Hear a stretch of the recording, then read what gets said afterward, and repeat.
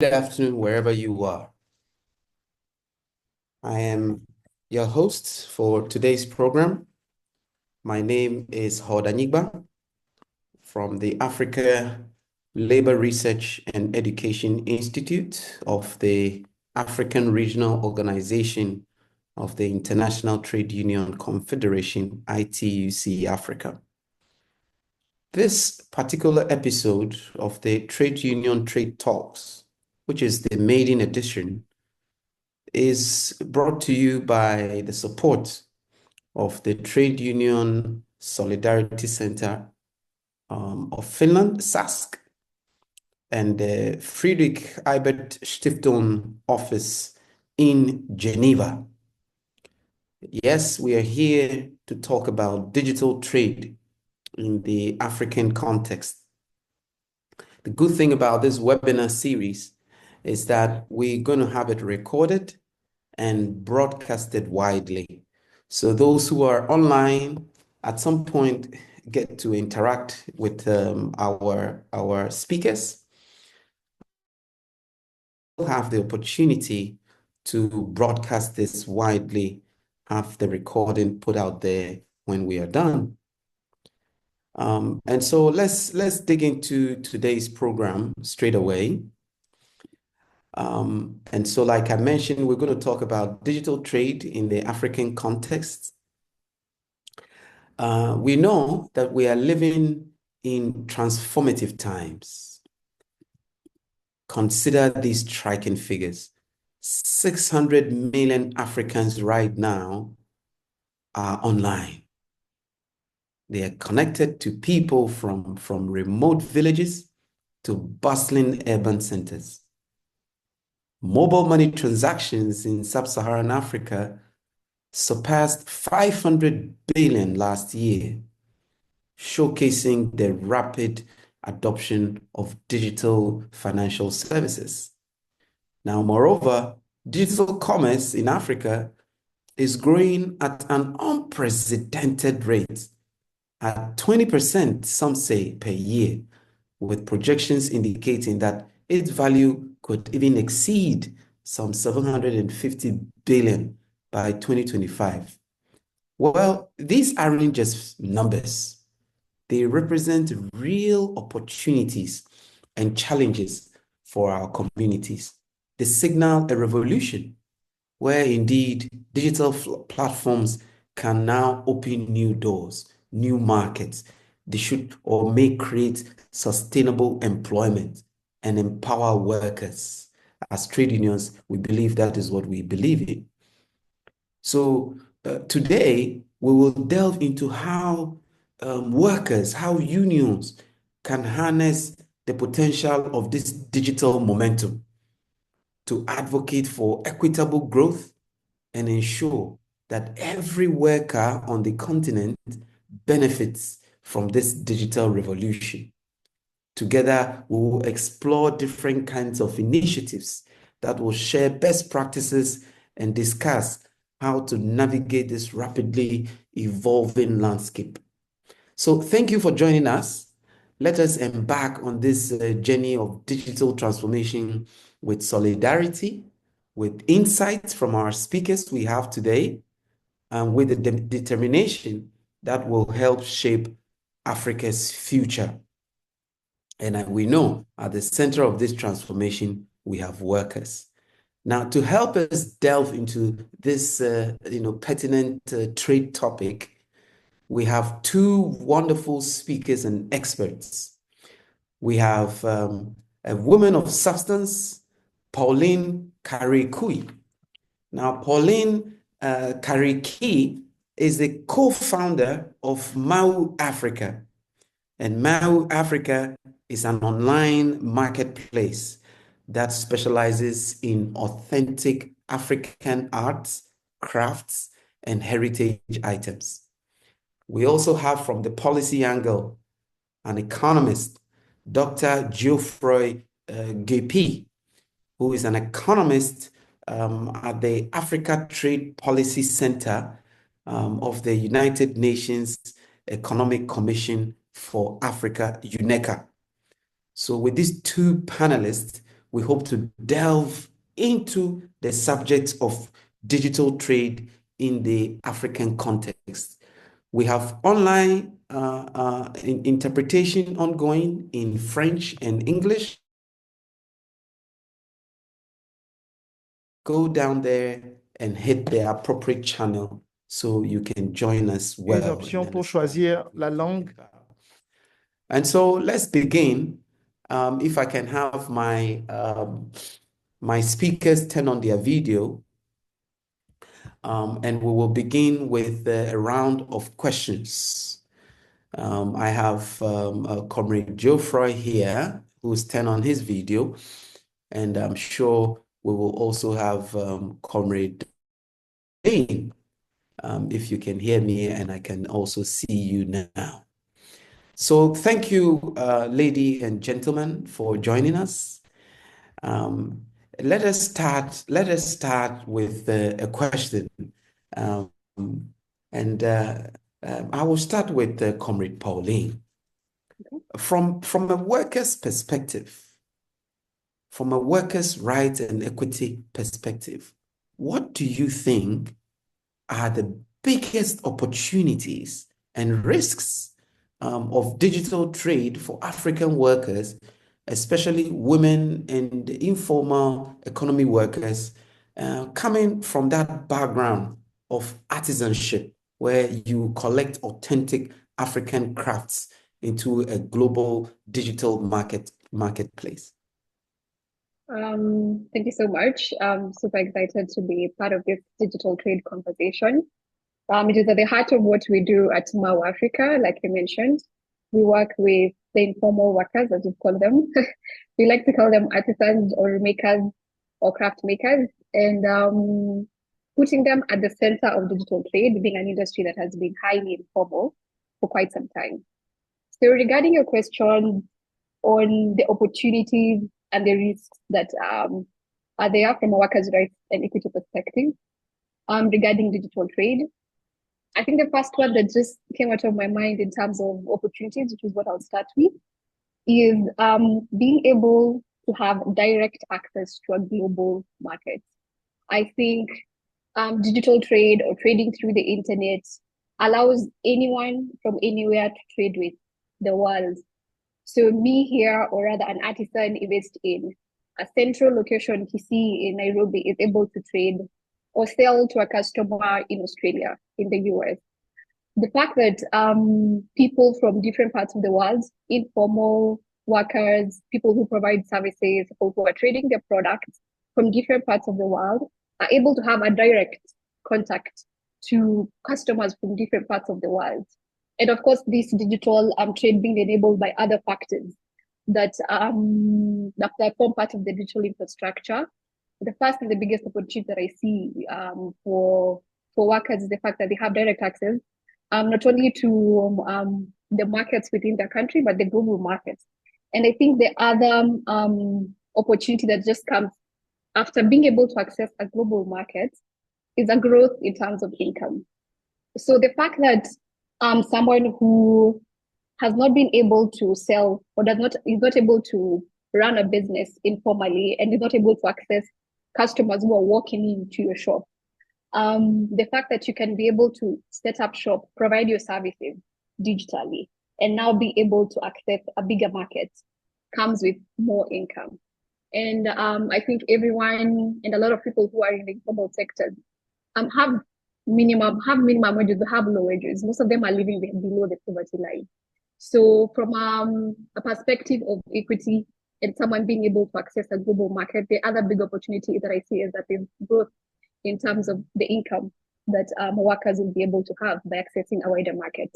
And I think I cannot ignore the fact that it's digital, and especially when you look at the services side, it's the flexibility that comes with working in the internet. The fact that I can be able to sell my product anytime from anywhere.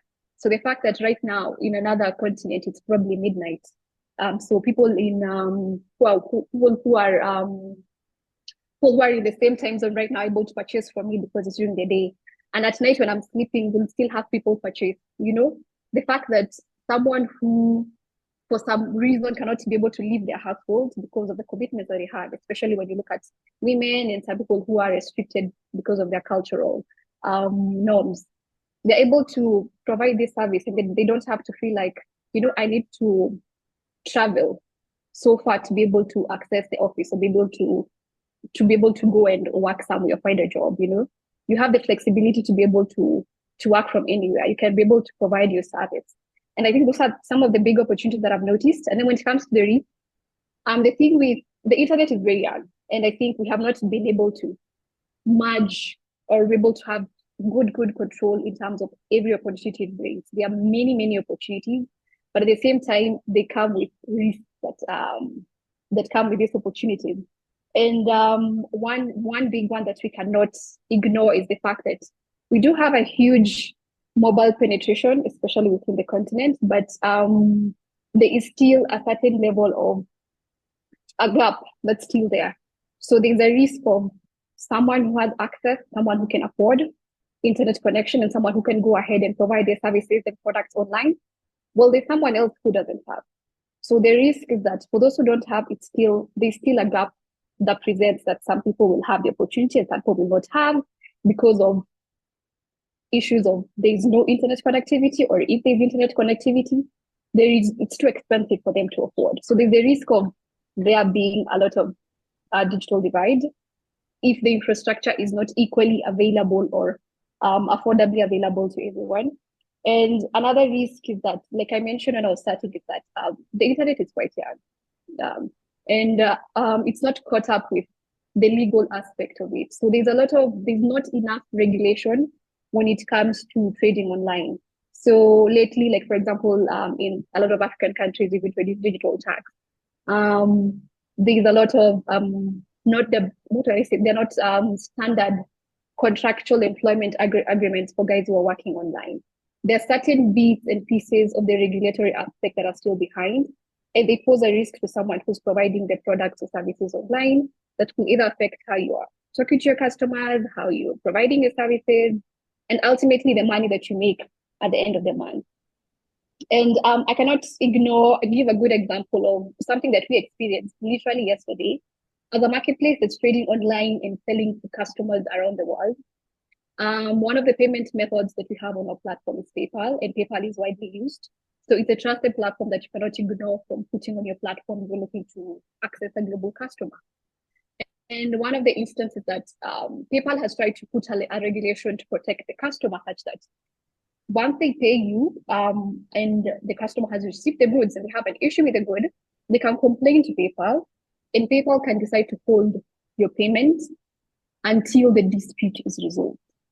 And I don't think there are enough payment providers, especially if you're looking at trading within the continent, that are able to provide such a service. So the regulatory aspect is still there. And as much as PayPal has put there's some aspects that probably favor the customer and don't favor us as the seller, and at some point you're like, is this fair? Because, we can't sit down and have a dispute, a conflict resolution like the way we would when we go to a court of law or with an arbitrator.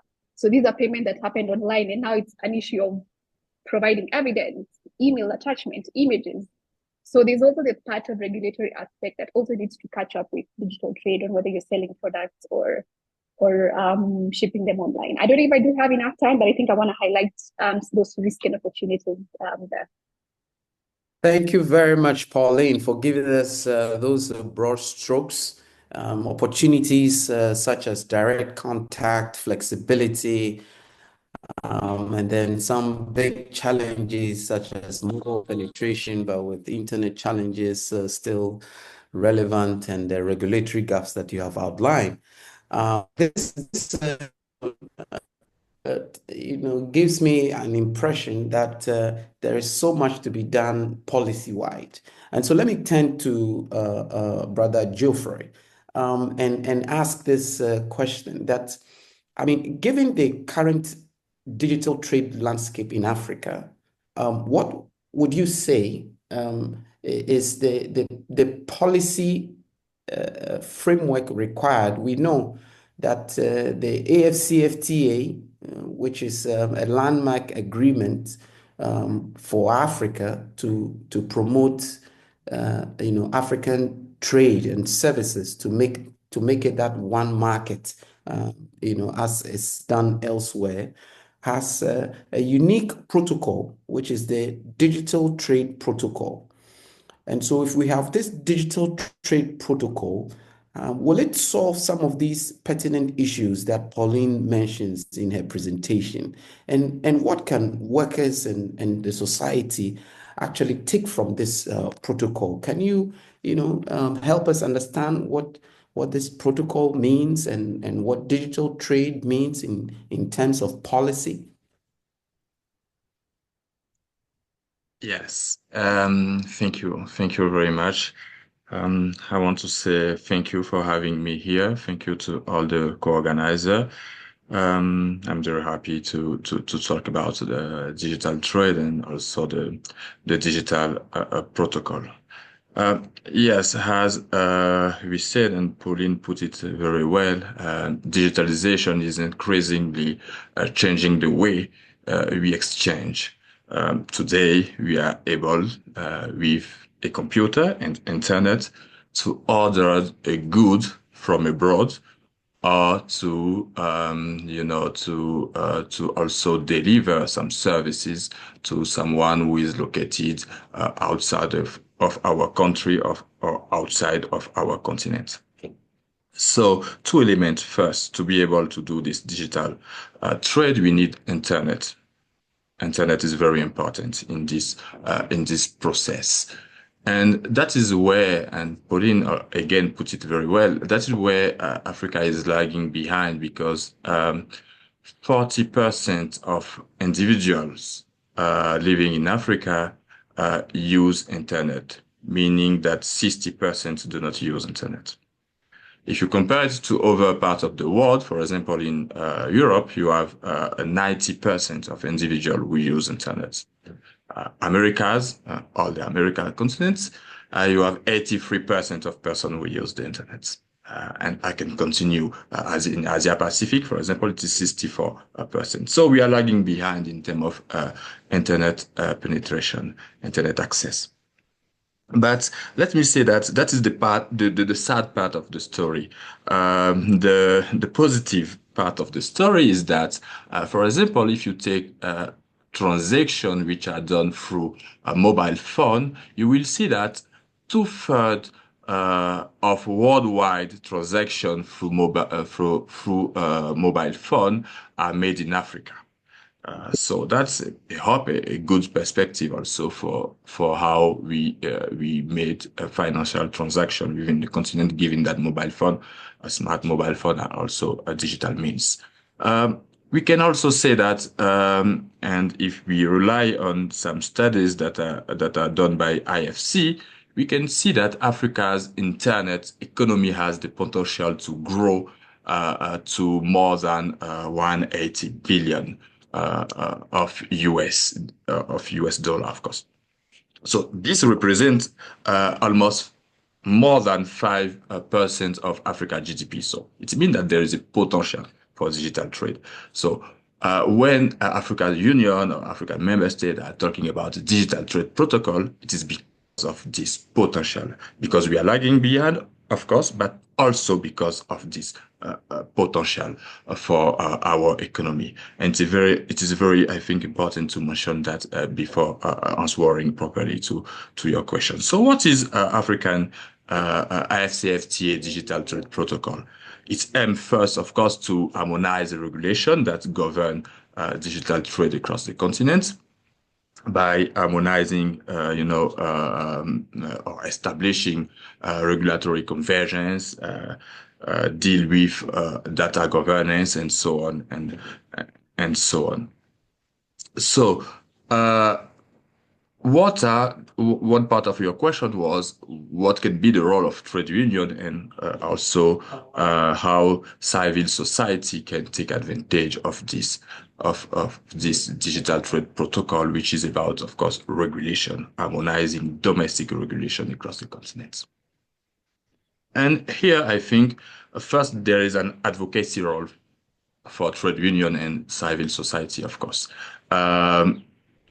we said it, many African countries still have divergent digital trade laws. So it can be interesting for trade unions and civil society also to advocate for clear and coordinated policy to prevent what we call regulatory fragmentation across the continent. But the most important for me, if you want my opinion, are about digital inclusion and also workers' protection. And when it's come to digital inclusion, also here, I'm happy that Pauline raised this issue because indeed, it is a great limitation in how we can promote digital trade across the continent.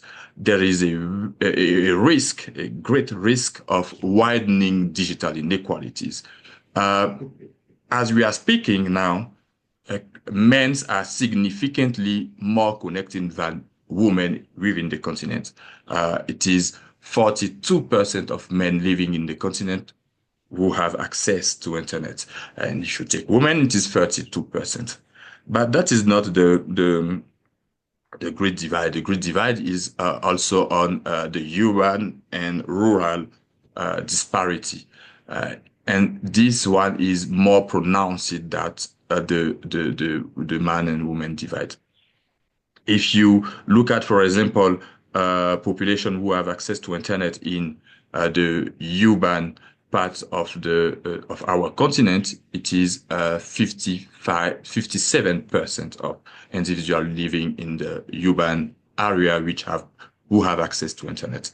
If you take the other part, so the rural part of our continent, it is only 33% of the population who have access to internet. So this raised the question of affordability of internet access, of course. This raised the question of education, literacy program. This raised the question of, how to support a marginalized group, women and youth. So I think this is something that civil society, trade union have to take care of. How we close the gap of, inclusion, how we reduce this gap for everybody to be able to take advantage of this new digital world. And also you have worker protections in the digital economies. We have the rise of many digital platforms. So I think that one of the roles also of civil society and trade unions is to push for a fair labor standards and also push for a social protections of workers, which is very important, and how we push for the rights of digital workers for very specific rights. So I will stop there, and yes, we will for sure discuss a lot of this subject in the coming minutes. Thank you very much, Comrade Geoffroy, for that intervention. It was packed number of statistics, very, very interesting statistics you have given us in terms of internet penetration. And it's quite interesting to note that the urban disparity, vis-a-vis what is happening in the rural is very stark. And although the urban areas have some 57% penetration rates as opposed to the 33%, is still comparatively low to what is happening elsewhere in other regions, which of course is something that policymakers and all must actually relook at amidst all the potentials and the opportunities that exist that you have enumerated. And so while there is no single accepted definition of digital trade, the OECD says, like you have also mentioned in practice here, both of you, that it encompasses, digital trade encompasses trade in goods and services that are digitally ordered or delivered. So in other words, digitally enabled transactions for goods and services is what we are talking about. And this trade is done across different platforms. It's ordered, physically delivered in goods and services. So, for example, people can purchase books or go to co-founder Pauline's website and order an artifact and get it delivered, right to your home or to the address. And people are booking hotels, booking, apartments online through matching applications and getting them when they get to their destination. People are there are some new services that are even coming online, such as health services, right? That people are using. There are new combinations of embedded services that are supposed to be smart products, like smart speakers. They are trading new services like cloud computing, intermediation services. Fintech is growing big time as well on the continent. So the potential for this digital economy in this new, Internet of Things world, this new AI revolution is big. And from what I'm hearing from you, not to sound very pessimistic, I want to sound optimistic. It looks like we are lagging behind. And so, Pauline, how can digital trade, with all these challenges, empower African artisans and small businesses, right? And African artisans and small business.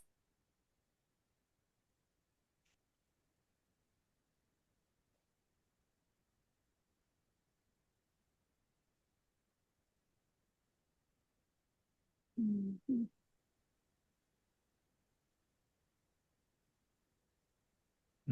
I think, Odd, from my side, you are frozen. Yeah, Maybe. yeah, me too. Okay. This opportunity online.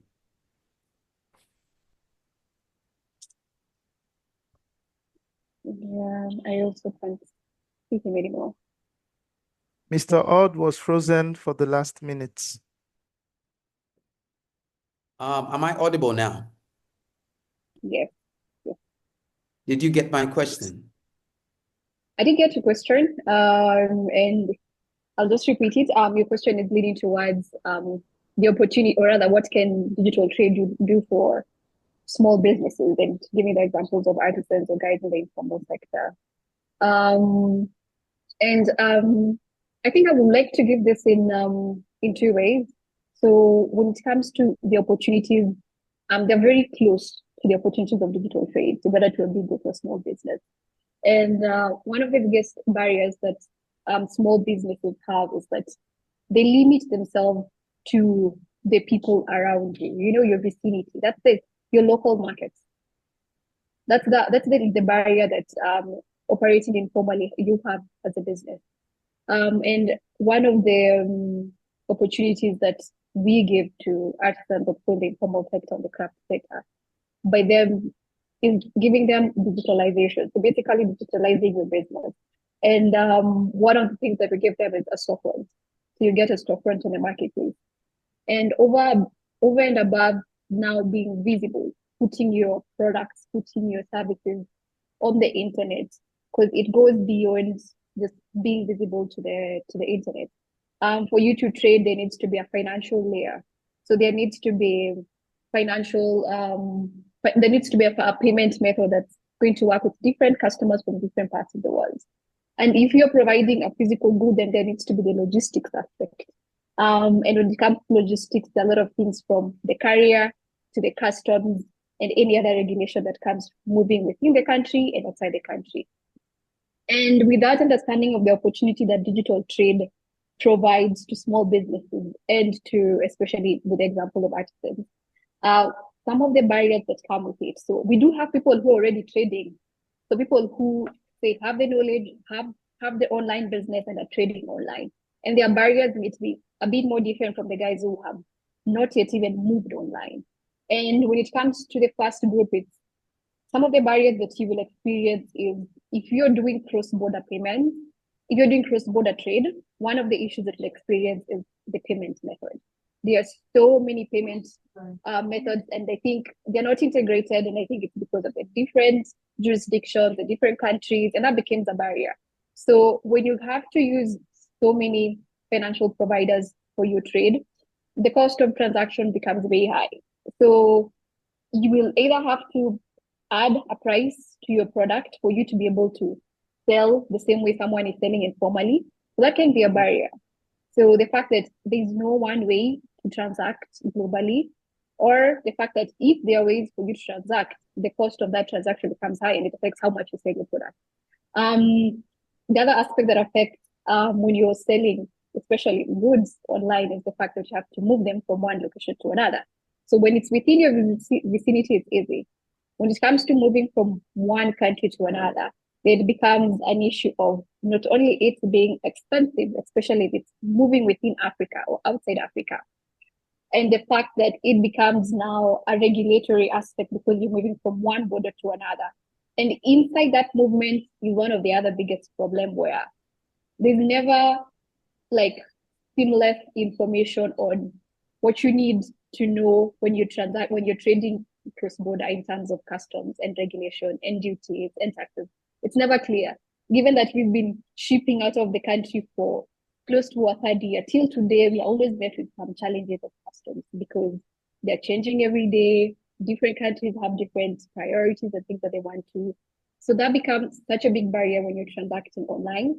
And I think the other barrier that I want to highlight, especially when it comes to people who provide services, is the fact that I think people who work online or provide the services online have no, let me say, standard contracts that are given to them. And that's a risk. That's a risk when it comes to you as a small business, as a freelancer, who's trying to provide your services online, and who's working for a company online, but then you don't get the same benefits as someone who's employed. And I think that's also another, can I say, risk or another barrier that will deter people from wanting to provide their services, wanting to work online, and wanting to trade digitally. I think those are some of the barriers that still need to be addressed. For people either who are transacting online to continue, and for people who, and I think one I want to highlight, which is, I know something we'll talk about, and something my fellow comrade has also mentioned, is for someone who's not yet trading online, one of the biggest barriers is just knowledge or literacy or information or the know-how of how to get there, which is a big barrier on its own that needs to be addressed at a very early stage. So I think it's important for also that we mention as a barrier for digital trade. Thank you. Thank you for that intervention and telling us from the small business artisan perspective what can be done amidst all these customs, taxes, regulatory barriers that you talked about. Let me come to Geoffroy. I mean, if we have all these barriers, then it means we should be looking out for initiatives that can help us cross these barriers. And so can you walk us through some of these initiatives that exist for businesses? What are the implications for these workers who are surrounded by all these barriers to trade? And what kind of regulations can impact intra-African digital trade? Can you walk us through that? Yes. Thank you again for this question. I think in terms of initiative, we can already say that AfCFTA Digital Trade Protocol is one of these initiatives. You have also the AfCFTA Transformation Strategy, which is one of these initiatives, and all these things are setting up to help, of course, workers, to help countries also to harmonize their domestic regulation. Why it is important to harmonize domestic regulation? It's very important to harmonize them because we have that, as I talk about it, that fragmentation among countries. Each country have his own regulation. And then to be able to trade from one country to another country, we need to have an harmonized regulation to be sure that we are working on the same rules. So that's why we came up, meaning African Union or Africans came up with this kind of initiative, which are the strategy, of course, and also the AfCFTA Digital Trade Protocol. But there is also at the global level something that we call the Joint Statement Initiative on Electronic Commerce, which is an initiative from WTO. So GSI, if you want to abbreviate it. And of course, this one also aims to agree common rules in many areas relevant for digital trade. So it tries to promote openness and trust in e-commerce. There are some cross-cutting issues that are deal with in the agreement. Also, telecommunication and market access for e-commerce firm under this GSI protocol, GSI agreements. But now we have only 9 countries which are part of the negotiation of this GSI agreement. That means that at least African countries are not interested in this GSI agreement. It doesn't mean that they are not interested at all in digital trade, but in this agreement particularly, and maybe it is something that countries can consider to regulate and also to take advantage of digital trade. But here, for your question specifically, I want to talk to you about one of the initiatives that we launched and its possible impact on trade first and directly on workers. So that initiative is what we have called a training and research initiative on digital trade regulatory integration. So we launched this initiative on 2020 with the objective at ECA, at the Economic Commission for Africa. We launched this initiative to better understand Africa's digital trade regulatory environments. That is one. And second, to assess the readiness of our countries, of African countries, to effectively engage in digital trade and e-commerce. So that initiative helped us to measure how restrictive are the current law, are the current regulatory framework that's held in many African countries. So what we do is to discuss with some operators on the ground of digital trade, and we said, okay, what are the measure that you face, you encountered? What are the measures that you encountered and that undermine your ability to trade across to trade across the continent and out of your country, digitally, I mean. And they come up with 65 measures. And we group this 55 measures into 12 pillars. I'm not going to list you all the pillars, but one of the pillars, for example, is tariff and trade defense measure applied on ICT goods. So what are the tariffs? What are the defense measures that are applied on ICT goods if you want to import as a firm in a country, in an African country, if you want to import ICT goods, for example. You have also something related, pillars related to intellectual property rights. So what are the rules that govern intellectual property rights and how these rules affect digital trade, how these rules are restrictive for digital trade. We have some pillars that like the quantitative trade restriction for ICT goods, products, and online services. So we have 12 pillars that's the result of grouping these 55 measure. So what can be assessing the restrictiveness of regulation in Africa? What can be the impact of doing this job on workers? I just told you about one of our pillars, which is tariff and trade defense measure. So as this year, we can come and say, okay, that is how we measure it.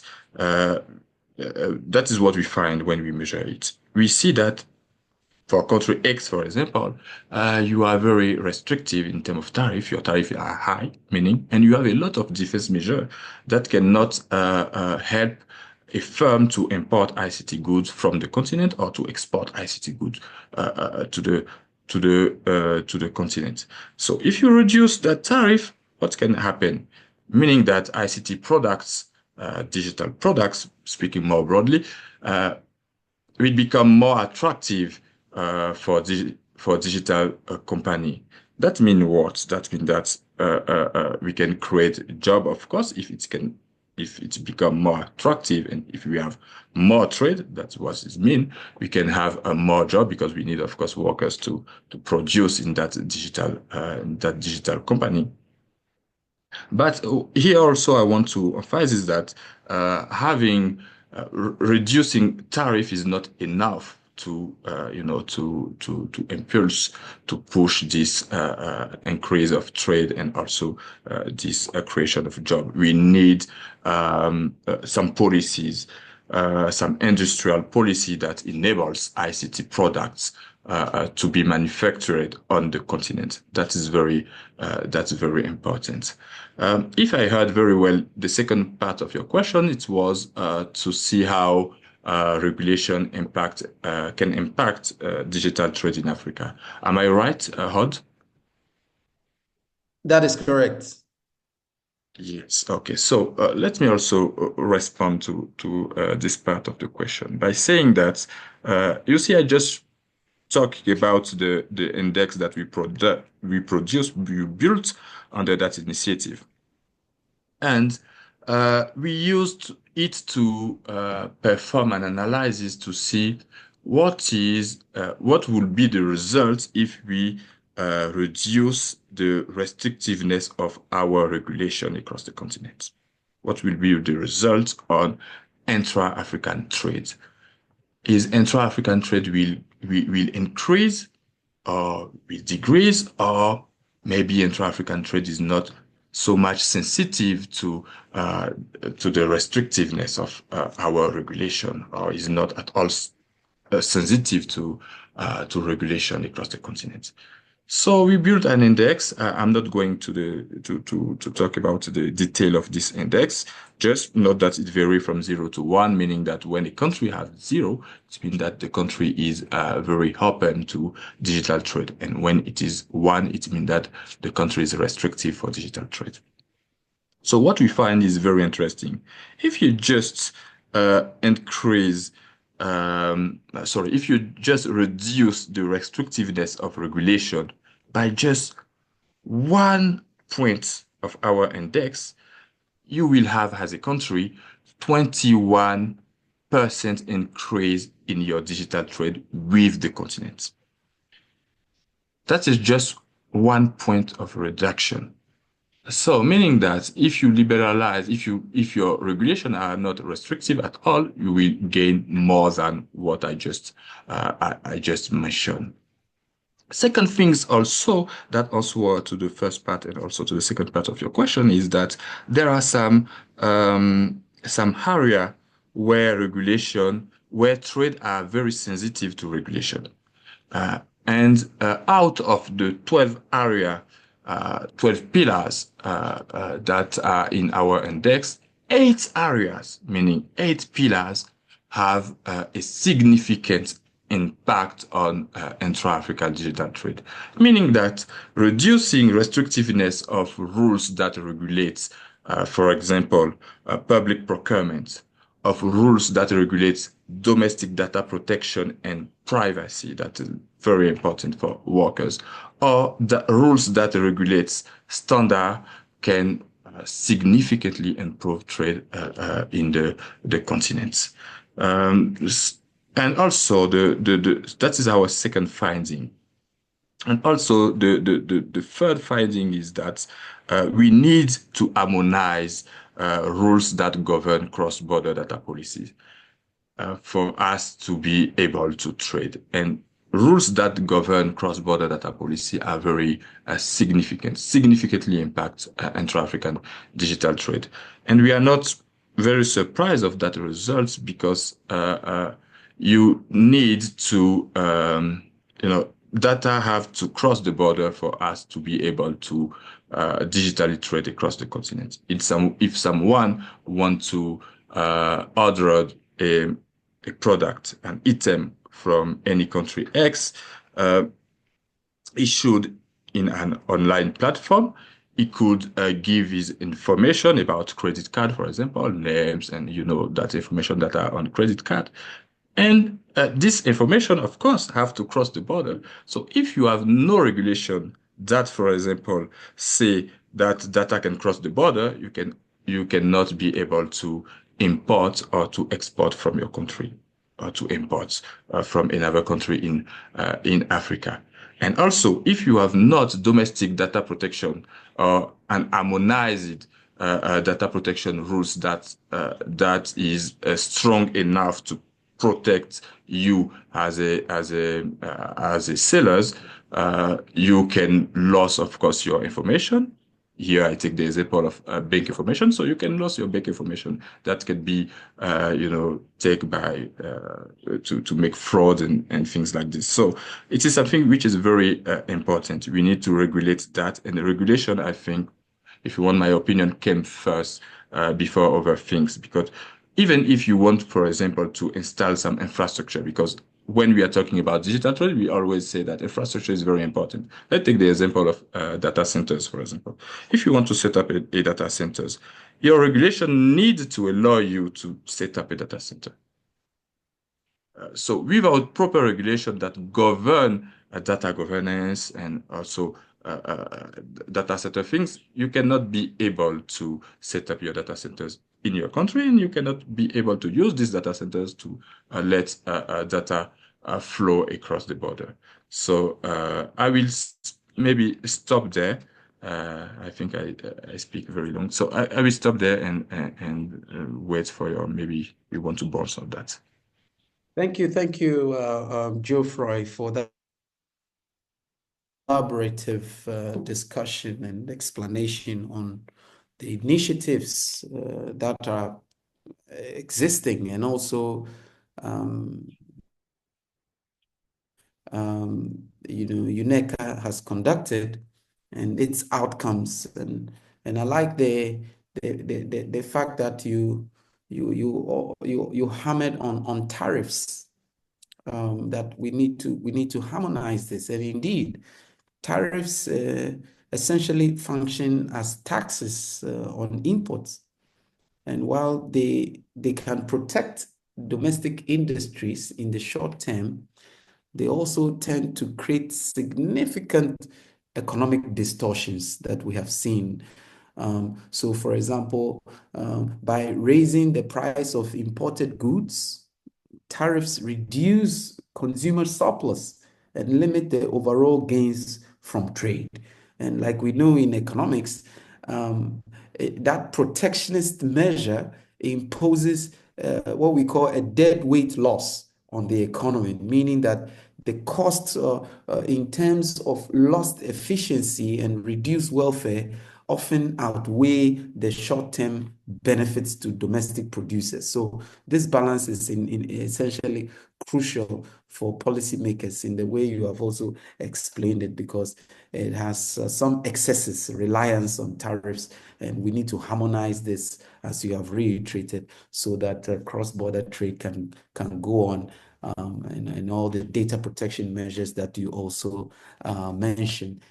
We know the case of Kenya in the 2000s, when tariffs on smartphones and related digital technologies were reduced.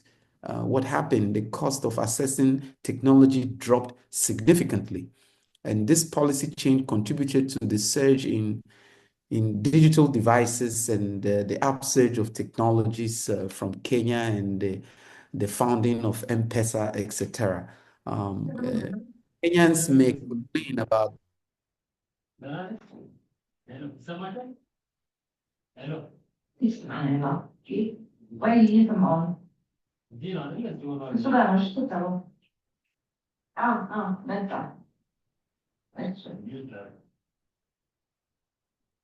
on the questioning. Let me ask you these two pertinent questions. How should African trade unions advocate for digital trade policies? I want us to prioritize workers' rights for a moment because workers are pushing for decent work conditions. They are pushing for job security in the digital economy. Gig workers are so we have noticed there are gaps. You mentioned in your very first presentation that there are some digital infrastructure gaps. And Geoffrey mentioned digital literacy that also hinder equitable participation in digital trade. And so what should workers be doing? What should workers be doing? And when I talk about workers, I also want you to draw out women and youth as a potential critical mass worker population. How should these group of people, you talked about informal sector workers before, what should the advocacy be? And how should people think about digital trade and what they can do to benefit and have that decent work priorities? As the very final question to you. Okay, thank you so much, Ford. So when it comes to trade unions, we do have experts inside here, but I think I'm going to give the perspective of both on a local level and also what will apply probably in the continent. But if we're looking to promote digital trade and we're looking to provide your goods and services online, then one of the things that will entice someone, even when you're looking for business, is it favorable for me? So if I'm going to be trading online, will it cost me more? And one of the ways that I think trade unions can be able to advocate for digital workers to continue promote or get into the digital trade is when you look at the fees you charge, if it's transaction fees that you're trading online, is it favorable for me to have online payment methods when it comes to me being able to access financial services that are going to embed my payment methods? Are they easily accessible for me? Do they make it really hard for me to provide so much documentation for me to be able to get access to financial services that are going to help me be able to trade? Because the aspect of payment is so important when it comes to digital trade that it has to be easily accessible and very affordable for me to go ahead and trade, So policies that either completely subsidize this, they make the process of accessing this very easy, seamless, maybe even accessing it should be online. I don't need to go to a financial institution and provide all this documentation for me to get this financial services on my platform or to get registered on an online working platform. So policies that make it very easy for me to trade online, lowering the taxes that are there when it comes to trading or providing services online, them being lowered, or them even being made, you having a grace period in terms of for how long, or a threshold of if you're making X amount of money, then you're not going to be taxed, or you're not going to pay all this amount. So make it a bit more affordable and easily accessible for me, first of all, to access the financial aspect. I think that's so important. And when it comes to the labor aspect, so are there policies that benefit people who work online? And are they being treated as full-time employees? So I'm mostly on the digital trade of goods side. But if I look at the digital trade of services side, in terms of people who can work as virtual assistants, can work as, freelancers, when they're providing these services to corporate, Are the contract agreements that happen on digital services or digital or having an online job similar to the ones that people have when they're working physically? I think if you're looking to sort of create benefits and policies that promote people to also be able to offer their services online and get the same benefits as someone who's working physically in an office, and also push for people to start working even on a global level. But I feel like, especially when you look at the African continent, if you're working for someone online, you're just a contractor who's short term and who can be laid off anytime with no benefits. And there needs to be a bit more regulation in terms of contracts that are given for people who work online. And now when it comes to something else that I highlighted when it comes to trading online is how to resolve disputes. I gave an example of how PayPal is able to resolve disputes for online payments. And it's so important for the regulatory aspect of us, of policies to have that bit. So when people are trading online, when goods are moving from one border to another, given that it's a digital side, we don't have to go to court, because typically that's what contracts say. Is there a way for issues to be resolved of digital online, issues of digital trade to be resolved, or rather different tools or infrastructures that are under digital trade to have ways of resolving disputes when it comes to payment? Because as a buyer and as a seller, you get more confident knowing that in case I don't get my goods, I know I'm protected. In case of an issue with payment, the payment can be held. There's that aspect of, is it safe enough to trade? And the other one which I would want to highlight is it's not even an issue that affects just us in Africa, but globally. And when it comes to a lot of digital trade, then there's the risk that comes with it, with the fraud and all that. There's issues that we're seeing even globally, like AI. People being scared that AI is going to take over people's jobs.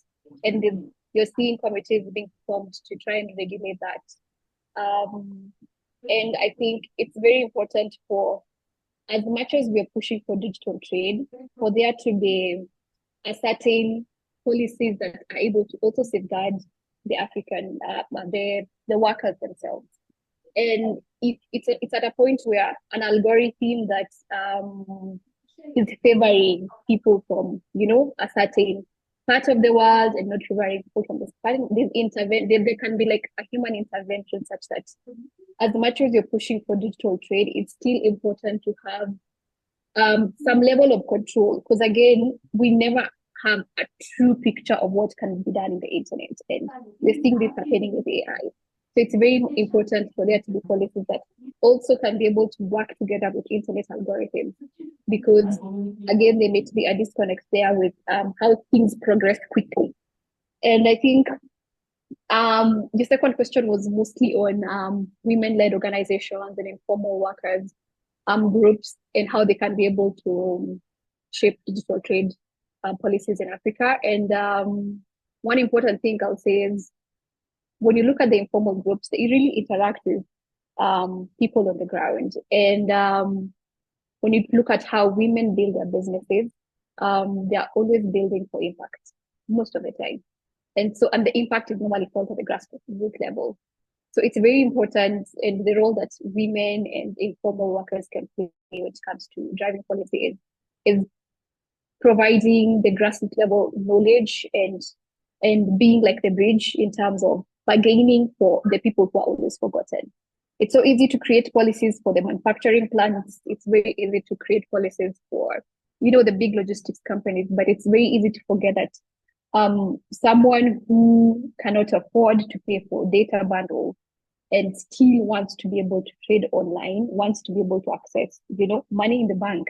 So how can they do it? So it at least takes care of the person who's easily forgotten, because they're not seen on a country level, on a global level. So it's important for them to be involved for that aspect. And another reason why that I see women-led organizations can push is, for the longest time, in some cultures, in some parts of the world, especially with Africa and even other developing countries, that women have not been able to access finance or financial services. And it's very important for women-led organizations to keep growing and keep building their businesses, especially on the digital aspect, because by virtue of that, we are able to see, I don't know, honestly, I don't know why women have not been able to access finances, mostly because of a cultural perspective, but because women can build as good and as big enough businesses as men. So the issue of being able to access financial services is not because they're not able to work. So by women-led organizations being at the forefront of being part of digital trade and being involved in these conversations enables financial institutions to know that we can still provide financial services and allow women to, own property, get bank loans, run businesses. So it's very important for other women to be at the forefront of be seen and be noticed. And I think the other one that I'll give when it comes to women-led organization and informal groups is that I think when you bring people together and when there are many of us, women-led, one MAU being a women-led organization and a lot of informal groups, is that then it becomes a big population. And when you look at the Kenyan context, and I even think the African context, is there are very many small businesses, and the small businesses make the biggest economy. But when you look at the policy side, policies are normally built for the bigger businesses. And the role that now the women-led organization and the informal groups play is that if we are given the platform, we give a bigger collective bargaining, because then you get to see that we are actually can push our GDP, can push our economic perspective, if only policies favor us as well. And I think it's very important for us also to see that, given that we're the majority of small businesses, if we are provided a platform, we give a bigger collective bargaining for these policies to have us in mind. And I think with that, that's my last point. All right. Thank you, Pauline. And I really like, what you said about women-led organizations. They form a community, and it's not that women cannot work. In fact, in most communities, women work better. So why not empower them? Why the financial restrictions?